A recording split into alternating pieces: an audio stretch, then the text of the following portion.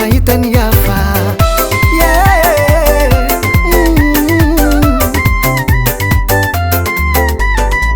nalaritry mandalo efa mapiady antsika roe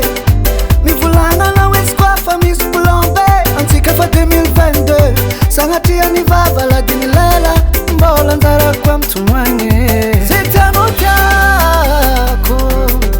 zay tianao tiako zay tianao tiako zay tianao tiako zay tianao tiako nahitambatry saraka antsika roe zay tianao tiako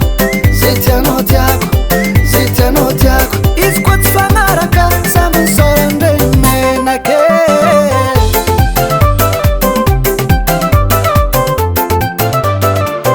zao tsy ambigninao lalahy fa toetrinao tsy mety miova atsika fa 2022 anao mbola mampirafe hentoka zao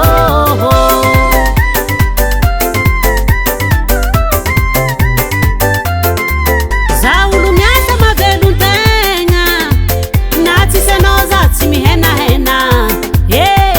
ataova agnaty betronao za tsy andevonao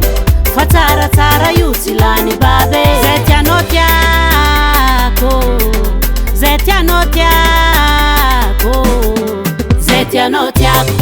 zay tianao tiako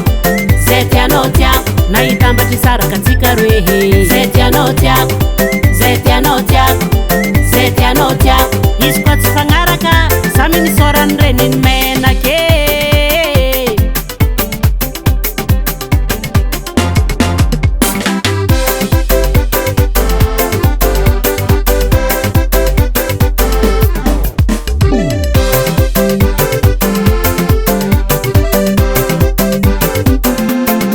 zay tianao tiako